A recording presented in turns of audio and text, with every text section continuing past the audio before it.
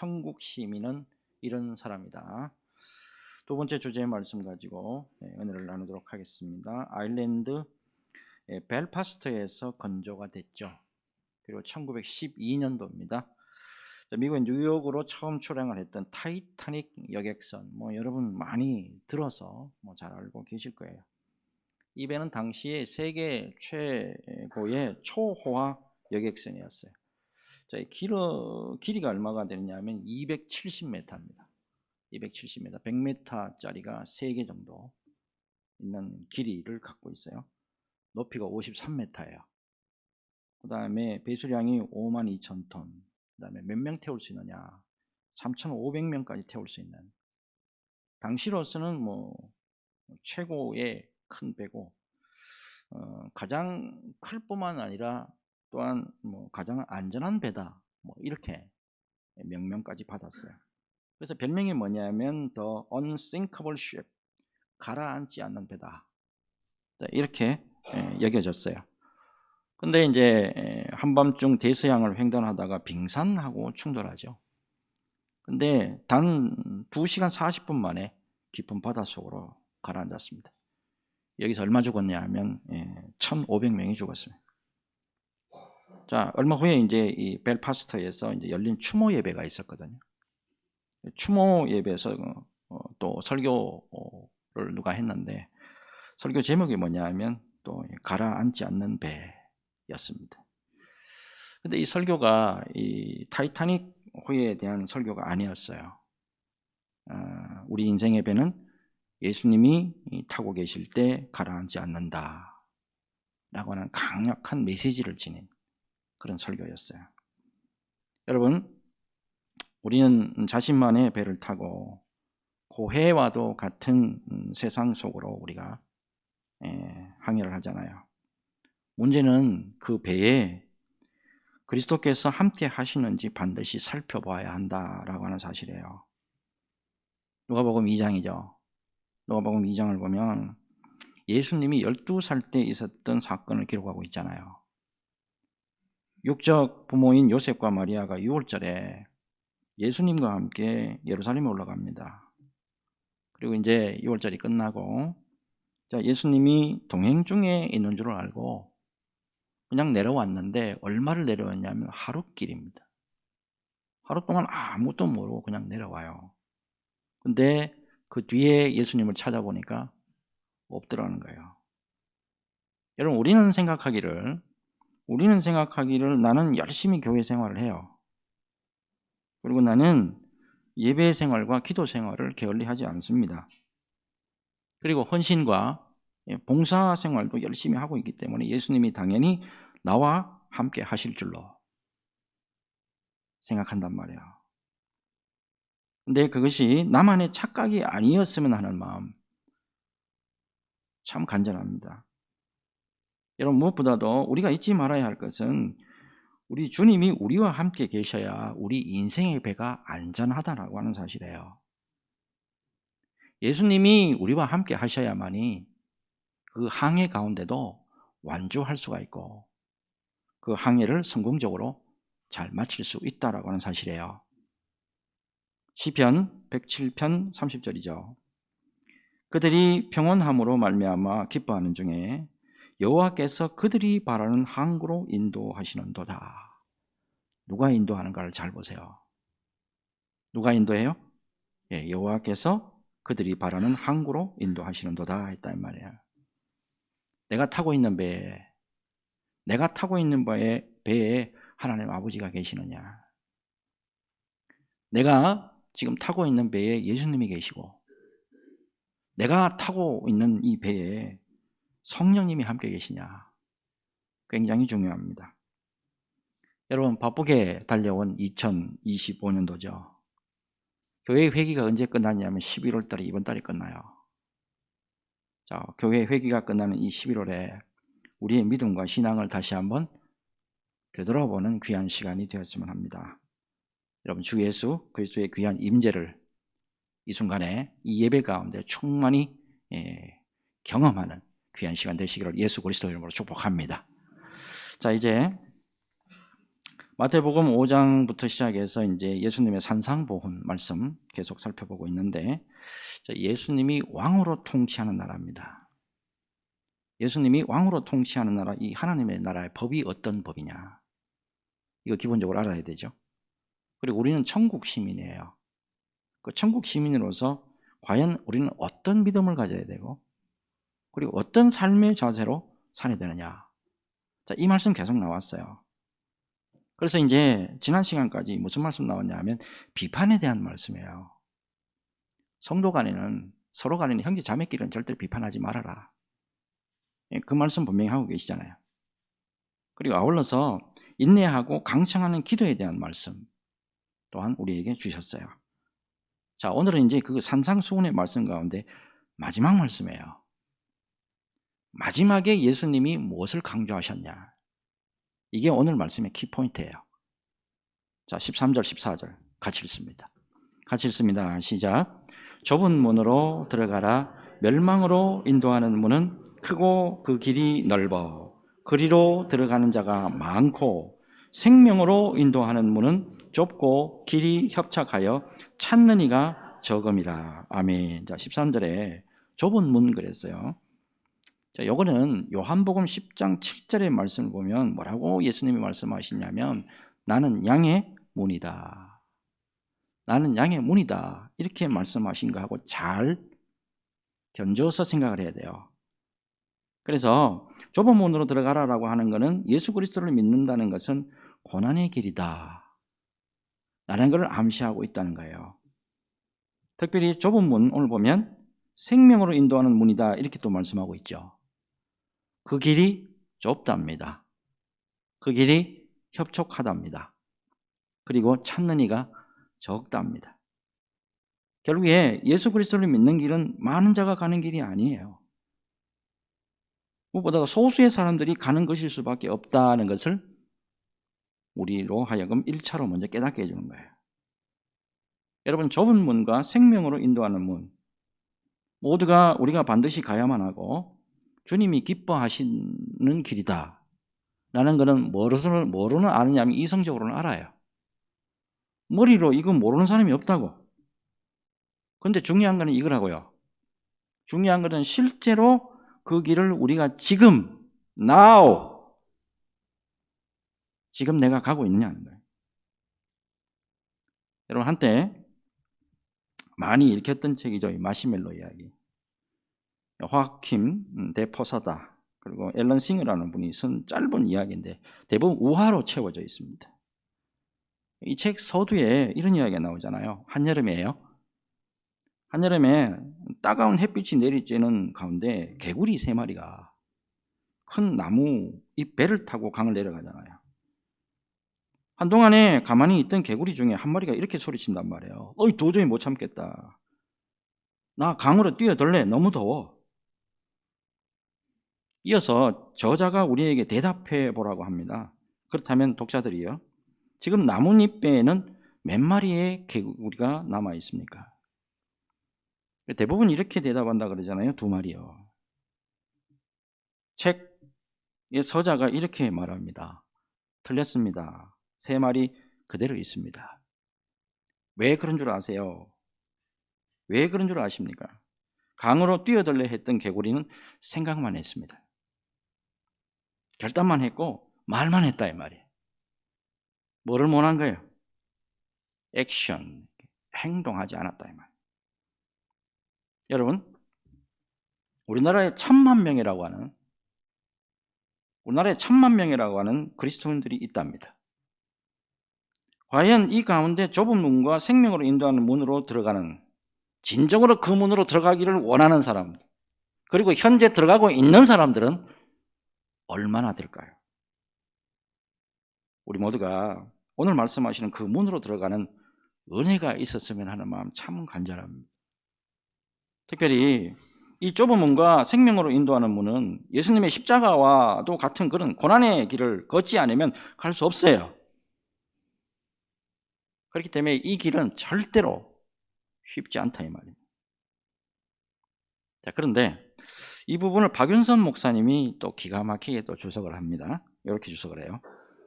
자, 좁은 길이라고 하여 낙이 없고 고통만 있다고 할 것은 아니다. 그 길에는 도리어 감추어진 만나를 먹는 참된 희락이 있다. 좁은 길을 가는 자만이 누리는 특별한 은혜와 희락이 있다 이 말이에요. 그 길을 가야만이 아는 게 또 있다 이거예요. 별도로 따로 있다 이 말이에요. 그렇기 때문에 예수를 믿는 사람들이 소수로 해가지고, 그리고 좁은 문으로 들어가야만 한다고 해가지고 절대로 우리가 위축될 필요가 없다 이 말입니다. 여러분, 무엇보다도 멸망으로 인도하는 문, 뭐라 그래요 지금? 멸망으로 인도하는 문은 크답니다. 길이 아주 넓답니다. 그리고 아예 그쪽으로 들어가는 사람들이 엄청 많대요. 자, 그런데 오늘 말씀 이거를요, 잘못 따로따로 이렇게 떼어놓고 14절까지 따로 떼어놓고 15절부터 따로 떼어놓고 이렇게 해석하면 전혀 엉뚱한 말씀 나와요. 이게 계속 지금 고리에 고리를 물고 예수님이 그러므로 계속해서 연결되어 있는 말씀이거든요. 자, 이게 어디 말씀으로 연결되어 있냐면 15절로 바로 연결이 돼요. 어떤 말로 연결되어 있냐면 거짓 선지자들을 삼가라, 이렇게 예수님이 연결해서 말씀하고 있다고. 앞에 지금 좁은 문하고 이런 말씀하시다가 왜 갑자기 거짓 선지자들 왜 말씀하시는 걸까요? 이거 말씀 잘못된 거 아니에요? 자, 결국에 사람들을 멸망으로 인도하는 문으로 들어가게 하는 자들이 바로 거짓 선지자들이다, 이 말씀 하시고자 하는 거예요 지금. 그래서 15절 보면 거짓 선지자들을 삼가라, 양의 옷을 입고 너희에게 나오나 속에는 노략질하는 일이라 그랬어요. 자, 이어서 말씀 계속 보면 거짓 선지자들의 열매죠. 거짓 선지자들의 행위를 보면 분별이 가능할 것입니다 라고 말씀이 계속 나와요. 자, 16절에서 18절 같이 읽습니다. 천천히 같이 읽습니다. 시작. 그들의 열매로 그들을 알지니 가시나무에서 포도를 또는 엉겅퀴에서 무화과를 따겠느냐. 이와 같이 좋은 나무마다 아름다운 열매를 맺고 못된 나무가 나쁜 열매를 맺나니 좋은 나무가 나쁜 열매를 맺을 수 없고 못된 나무가 아름다운 열매를 맺을 수 없느니라. 아멘. 자, 열매라고 하는 은유죠 지금. 열매라고 하는 은유는 믿음과 행위 관계를 설명하는데 아주 효과적이라 할 수 있습니다. 여러분, 열매가 나무를 결정하는 게 아니고요, 일단 나무가 열매를 결정하는 거예요. 어떤 나무냐에 따라서 어떤 열매가 맺히는 거잖아요. 결국에 우리가 행위를 통해서 구원받는 게 아니죠. 우리가 행위를 통해서 구원받는 게 아니고 오직 믿음으로 말미암아 구원을 받는 게 이게 사실이에요. 이게 팩트라고. 그런데 행위야말로 우리 믿음을 입증할 수 있는 수단이고 우리가 구원받은 성도라고 하는 사실을 다른 사람에게 증거할 수 있는 사인, 표적이 된다 이 말입니다. 자, 그래서 20절에 뭐라고 말씀하시냐면 이러므로 그들의 열매로 그들을 알리라, 이렇게 말씀하고 있는 거예요.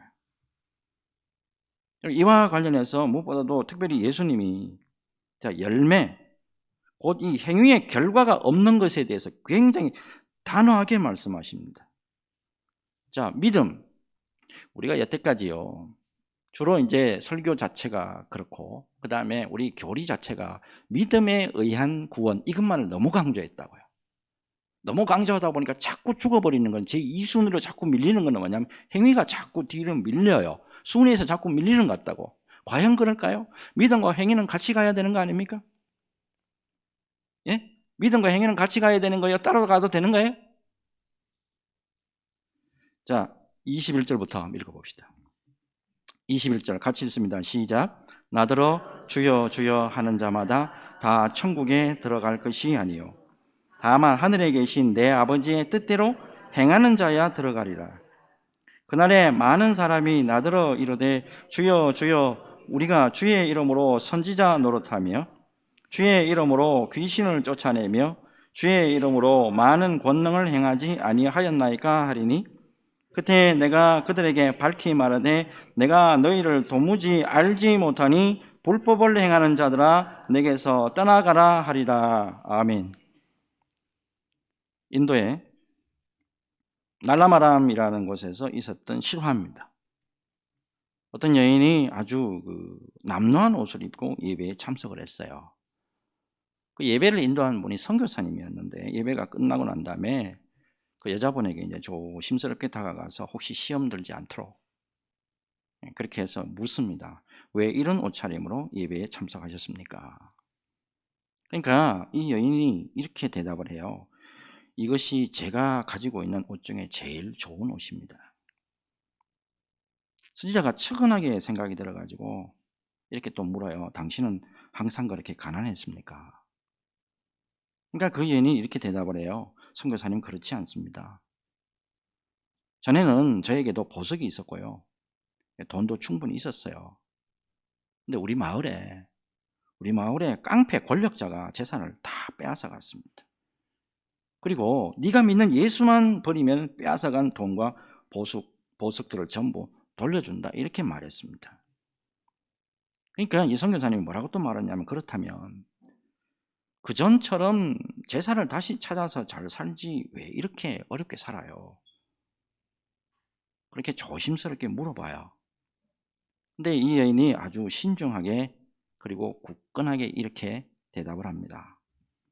비록 가난하게는 살아도 예수님을 모시고 사는 것이 많은 재물을 가지고 불신자로 사는 것보다 훨씬 낫기 때문입니다.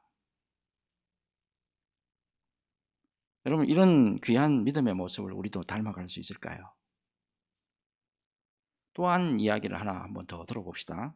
찬송가 369장 잘 아시죠? 369장. 죄짐 맡은 우리 구주 어찌 좋은 친군지. 자, 이 찬송. 여러분, 이 찬송가는 조셉 스크라이븐이라고 하는 분이 작사를 한 거예요. 근데 이거 그냥 그냥 이렇게 읽어보면 그냥 좀 은혜 든다 이 정도만 아실 건데, 실제로 이 가사가 지어진 내용을 들어보면 그 내막을 들어보면 정말 참 가슴 아플 정도예요. 아일랜드에서 이분이 태어났어요. 그 영국 웨일즈 바로 옆에 아일랜드 있죠. 거기서 이제 이분이 태어났는데 결혼을 약속했던 약혼녀가 있었어요. 결혼이 내일인데 결혼식 하루 전날에 사고 나서 그 여자가 죽어요. 너무 이제 충격이 있으니까 난 이 나라 싫다고 캐나다로 갔네요. 캐나다로 가가지고 이제 봉사활동만 했는데 별명이 뭐냐 하면 상자예요. 박스. 거기 틀에만 딱 갇혀가지고 절대 밖에 안 나가요. 그냥 그렇게 살았어요. 자, 그런데 거기서도 이제 이렇게 잘 감싸주는 또 어느 귀한 또 여자분을 하나 만났어요. 그래서 이분하고 또 이제 약혼을 했습니다. 근데 이분도 결혼을 얼마 앞두고 이분도 돌아가시게 되는 거예요. 거기다가 갑자기 또 편지가 하나 날아왔는데, 급한 연락이 왔는데 고향에 계신 어머니가 중병으로 위독하다는 소식을 듣게 돼요. 자, 카나다에서 아일랜드까지 가려면 굉장히 멀잖아요. 또 갈 수 없는 그런 또 상황이 또 생기게 되니까 너무 마음이 아픈 거예요. 그래서 슬픔과 고독 속에서 엄마를 위로하기 위해서 글을 쓴 게 이거예요. 근데 이거는 원래 사실은 크게 이렇게 밖으로 이렇게 공개될 목적으로 쓰여진 시는 아니었어요. 근데 이제 이거를 이제 동봉해서 이제 스크라이븐이 편지를 보냈는데 그 지인이 먼저 이걸 좀 뜯어본 게 된 것 같아요. 반대 읽어보니까 너무 은혜가 되고 너무 감동이 되더라는 거예요. 그래서 1869년에 출판사에 출판을 하도록 내놓습니다. 그래서 이 찬송가가 전 세계적으로 유명하게 된 계기가 됐다는 거예요. 특별히 3절 한번 보세요. 근심 걱정 무거운 짐 아니 진자 누군가, 피난처는 우리 예수 주께 기도드리세. 세상 친구 멸시하고 너를 조롱하여도 예수 품에 안기어서 참된 위로 받겠네. 아멘입니까? 여러분, 좁은 문으로 가는 좁은 문으로 가는 귀한 믿음의 길에서 우리에게 참 귀한 교훈을 주는 찬송시다라고 할 수 있죠.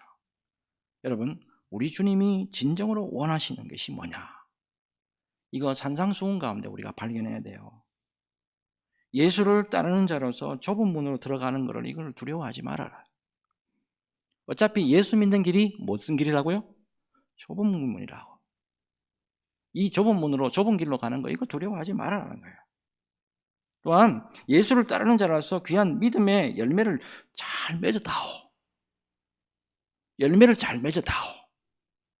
이게 예수님이 진정으로 산상수훈을 통해서 우리에게 말씀하시고자 하는 거란 말이에요. 바로 이렇게 할 때 예수님의 이름이 드러나게 되고 예수님의 영광이 드러날 줄로 믿습니다. 이 귀한 일에 존귀하고도 아름답게 끝까지 잘 쓰임받는 저와 여러분 모두가 되시기를 예수 그리스도 이름으로 축복합니다. 자, 이제 다음 말씀 넘어가야 되는데 이 다음 말씀이 굉장히 좀 심오한 게 좀 들어있어요.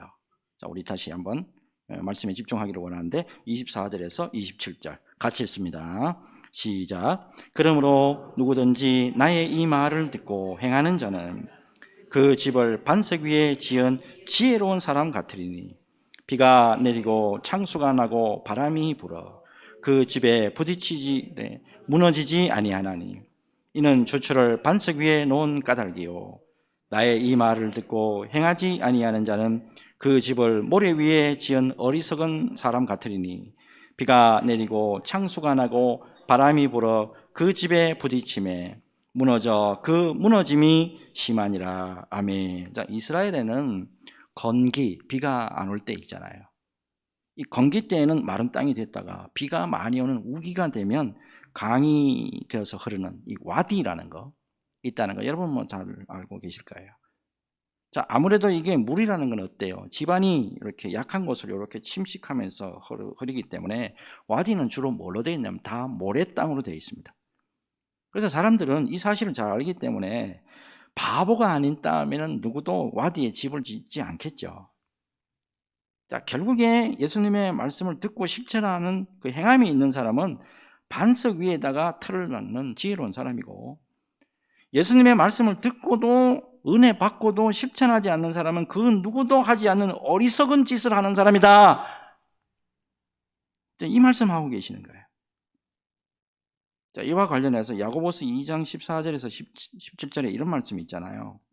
내 형제들아 만일 사람이 믿음이 있노라 하고 행함이 없으면 무슨 유익이 있으리요? 그 믿음이 능히 자기를 구원하겠느냐?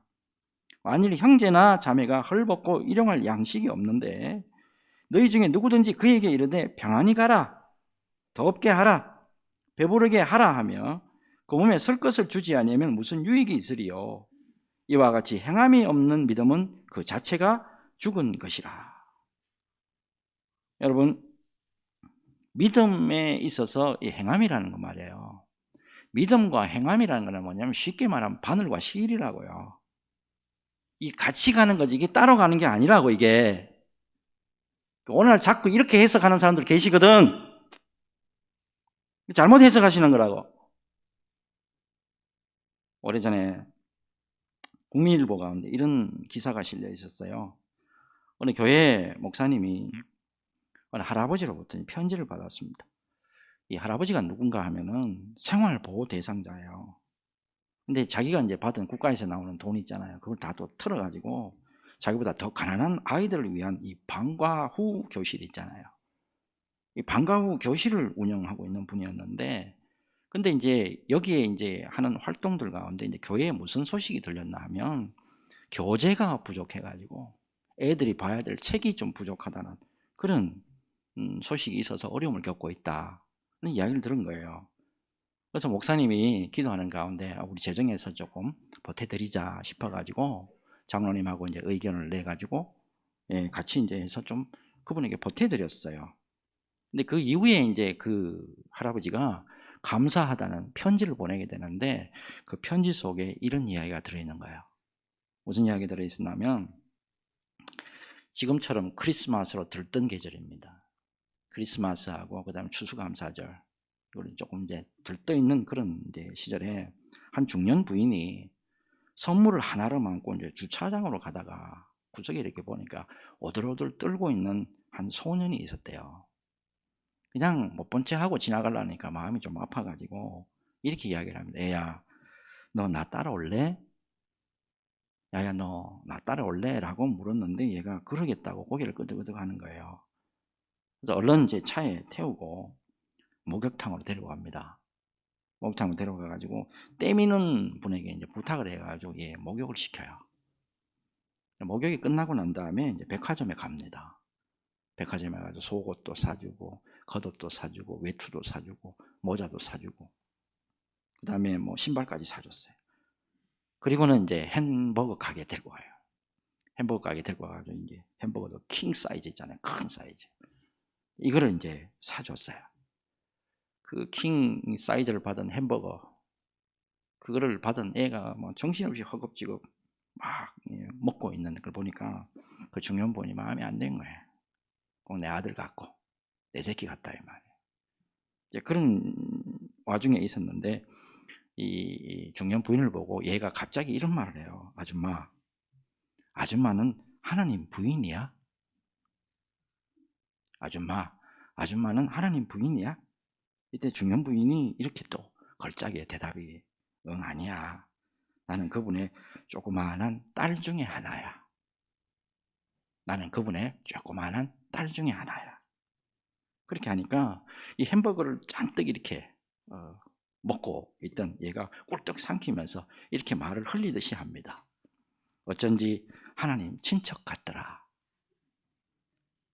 어쩐지 하나님 친척 같더라.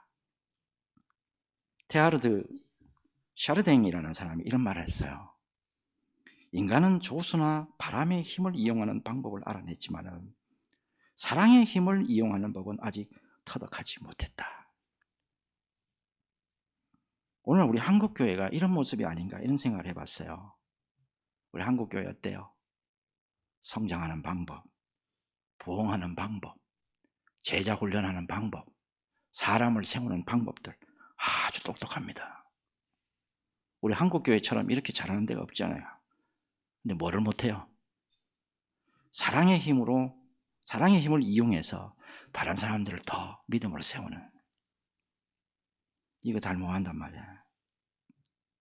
그리스도인들이 하나님의 친척 노릇을 잘하잖아요.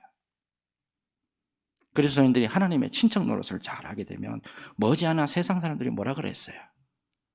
교회 안에는 저런 하나님의 자녀들이 많구나 라고 할 것 아니냐는 거예요. 자, 여러분, 이제 예수님의 산상수훈을 총정리해야 될 시간입니다. 여러분 지금 5장, 6장, 7장까지 봤는데 이거 어떻게 정리해야 돼요? 자, 이게 오늘 이게 굉장히 관건이에요. 자, 28절, 29절 마지막으로 같이 힘을 내서 읽습니다. 시작.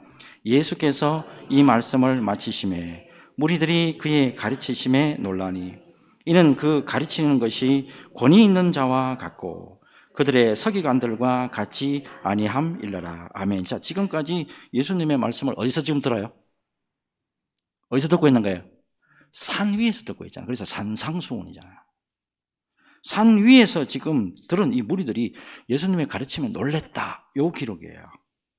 근데 요 말씀은 과거 출애굽 시절이죠. 과거 출애굽 시절에 시내산에서 이스라엘 백성들이 하나님이 말씀하시는 그 영광의 놀라운 모습을 연상시키는 거예요. 그래서 지금까지의 예수님의 말씀을 들은 사람들이 이제 모세의 말씀을 듣고도 불순종했던 이스라엘 전체를 밟을 것이냐, 아니면은 반석 위에 집을 세우는 사람과 같이 예수님의 말씀에 순종할 거냐. 이게 지금 관건이에요. 이 문제 남은 거예요. 5장, 6장, 7장을 읽으면서 우리 어때요? 많은 은혜 되지요? 많은 은혜 받았잖아요. 많은 감동도 왔잖아요. 은혜 받고 감동만 받으면 뭐 하냐는 거예요. 예? 오늘날 여러분 교회 안에 은혜 없어요? 은혜 있잖아요. 여러분 설교 듣는 가운데 다른 어떤 목사님이나 다른 전도사님마저도 설교하면 감동 받아요, 안 받아요? 감동 받잖아요. 근데 그 다음에 어떻게 해야 돼요? 여러분, 예수님은 당신의 말씀을 듣고 행하면은 열매 맺는 자가 된다. 이렇게 말씀하잖아요, 지금. 근데 그 과정이 쉬워요, 어려워요? 이게 어렵단 말이에요, 이 과정이. 듣는 거, 은혜 받는 거 얼마나 쉬워? 듣는 거, 감동 받는 거 얼마나 쉬워요? 몰랐던 거 깨달은 거 얼마나 좋아요, 그래? 근데 열매 맺는 거, 실천하는 거 어때요? 좁아요. 고난도 온대요. 협착한 길을 합니다. 하지만 주님의 말씀에 순종하고 행할 때 반석 위에 우리의 믿음을 세운다라고 분명히 말씀하고 있잖아요. 야고보서 1장 22절에서 분명히 말씀하죠. 너희는 말씀을 행하는 자가 되고, 너희는 말씀을 행하는 자가 되고 듣기만 하여서 자기를 속이는 자가 되지 말라, 분명히 말한단 말이에요. 여러분, 제가 오늘 설교를 시작하면서 뭐부터 시작했냐면 타이타닉에 관련된 말씀 시작했죠. 여러분, 타이타닉 안에서 예배가 있었을까요, 없었을까요? 1997년도에 나온 타이타닉 영화 보신 분, 영화 보신 분은 알 거예요. 그 가운데 예배 있죠? 예, 예배 없는 게 아니라고, 예배 있었다고. 자, 특별히 오늘 이분 나오죠, 지금 사진에. 이분이 누구냐면 당시 타이타닉 배에서 살아난 생존자입니다. 아치볼드 그레이시 4세라는 분이에요. 세인트 폴 학교하고 미 육군사관학교를 졸업한 재분입니다. 이분이 나중에 살아나가지고 책을 하나 썼는데, 이분의 기록에 의하면 그 교회에 참석해서 예배했다라고 하는 기록이 남아있어요.